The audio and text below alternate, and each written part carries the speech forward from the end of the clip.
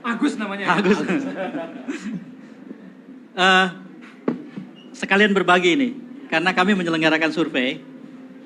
Kami menyelenggarakan survei itu lumayan banyak di pemilu ini, jauh lebih banyak dari pemilu 2019.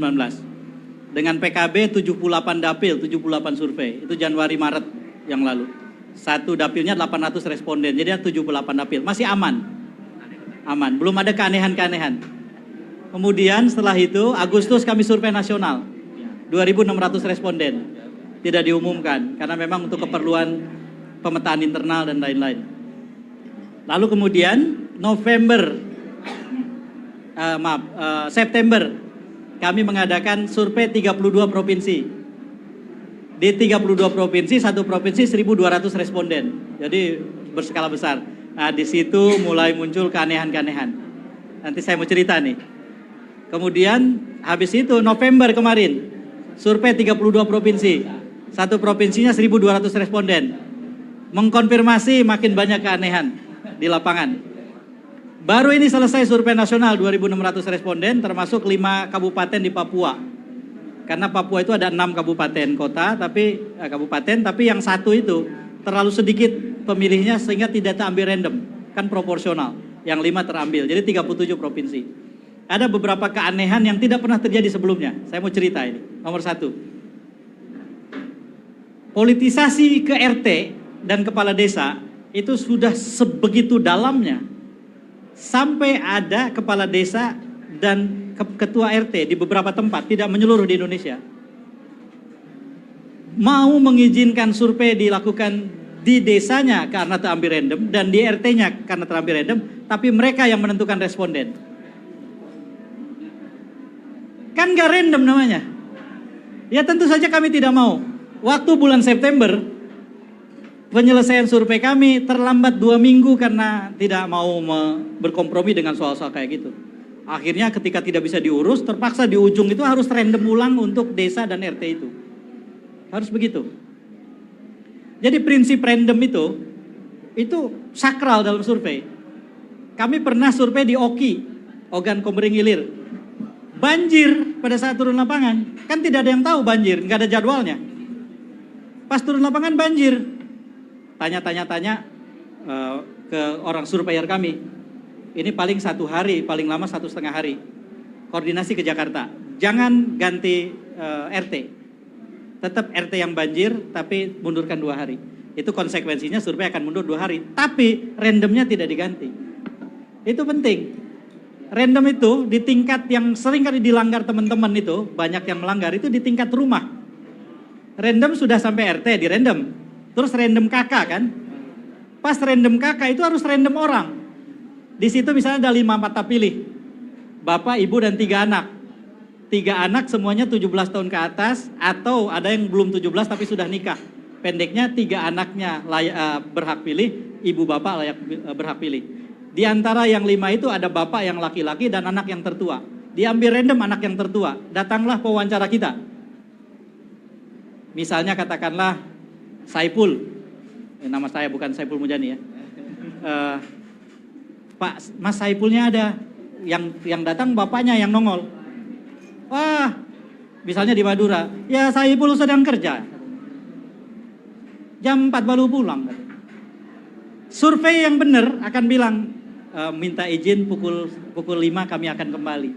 Karena randomnya sakral, tidak boleh diganti. Tapi kalau dia nggak nganggap sakral, karena sama-sama laki-laki dan berhak pilih, kalau begitu bapak saja.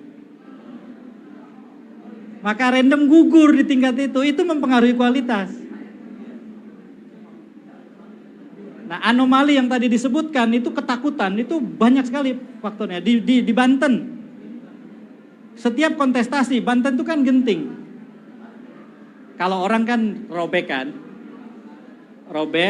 spanduk misalnya, atau robek baliho. Di Banten itu seringkali kan dibacok, terus taruhin kertas. Mana orangnya, mau dibacok juga gitu. Banyak jagoan kan di sana. Ini orang Banten pasti tahu nih. Orang Banten bukan? Bukan. Takut orang kalau disurvei itu. Kalau tetangganya banyak jawara, pilihan dia beda sama jawara, nanti saya ketahuan Pak. itu sangat umum tuh. Maka menjadi peneliti menyelenggarakan survei, kalau tidak kuat-kuat iman dalam tanda kutip, iman risetnya tidak kuat, oh itu rusak itu. Termasuk yang tadi diceritakan. Jadi kalau nanti ini bansosnya nggak makanya tadi saya menghimbau 17 orang saja cukup itu yang melaporkan. 17 dari berapa? Dari jutaan orang yang terima bansos. Karena resikonya itu. Ada lagi nih, saya mau ceritain nih, saya buka aja. Suatu hari saya satu pesawat dengan calon bupati yang gagal, Gus. Terus dia nanya, Kang Ep, saya kok gagal gitu. Saya kebetulan survei juga di kabupaten itu. Ya dari awal Bapak memang nggak menang, Pak. Oh enggak, di survei saya itu nomor 1 jauh, Kang, katanya. Oh ya, boleh tahu survei dengan siapa? Dia sebutkanlah satu lembaga terkenal di Jakarta. Kok bisa, saya bilang. Kapan Pak Bapak survei? Dia sebutkan tanggalnya, dia lihatkan handphonenya itu. Loh ini kan tanggalnya hampir sama dengan tanggal saya. Nggak boleh Pak, kalau tanggalnya hampir sama, terus kemudian beda jauh itu nggak boleh, harus margin of error, saya bilang. Ini salah satu di antara survei kita, salah ini, terbukti Bapak salah tuh Pak. Karena survei saya ternyata menunjukkan realitas. Akhirnya karena di satu pesawat ya, ngobrol-ngobrol terbuka akhirnya. Apa yang dilakukan? Lembaga survei mengambil random dari DPT. Kalau dari DPT kan daftar nama sudah ada tuh. Daftar nama itu dikasih ke kliennya sebelum survei turun. Maka kliennya tahu di RT mana saja survei dilakukan, maka dibagilah flyer, diturunkan bukan bansos, diturunkan canvassing. Wah, ini segala macam, kalau perlu dikasih sesuatu gitu loh. Datanglah orang ke situ, Bapak kenal ini. Ya kenal, orang baru flyernya baru datang 2 hari yang lalu. Popularitas dia tinggi segala macam. Ditambah lagi, nah ini anomali yang paling serius sebetulnya. Kenapa kalau survei diadakan oleh partai untuk partainya seringkali tidak akurat? Karena surveyornya yang wawancara kader partai itu. Maka si kader atau saya misalnya pendukung pilpres tertentu jadi surveyor, maka saya berkecenderungan untuk melakukan 2 kesalahan. 1 probing, 2 leading. Probing itu begini, ini probing nih. Kan di antara tokoh-tokoh berikut ini manakah yang ibu tahu, kenal, pernah dengar? Pas giliran orang yang mau saya dukung nih, itu loh yang berkumis gitu. Itu nggak boleh disuruh.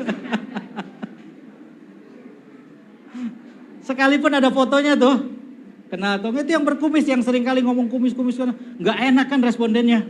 Udah dikasih tahu sama wawancaranya begitu panjang, kok nggak kenal juga. Oh ya kenal, populer lah dia, kenal. Kalau leading itu udah jelas diarahin.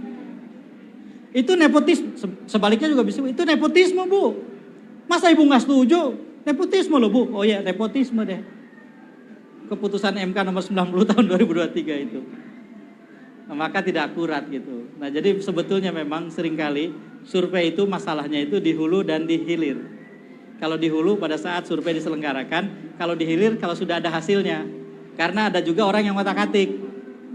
Survei 1000 responden. Margin of error-nya berapa persen? Katakanlah 3% misalnya. Klien dia dapat 22. Wah ini ada jatah margin of error 3%, dia tambahin jadi 25.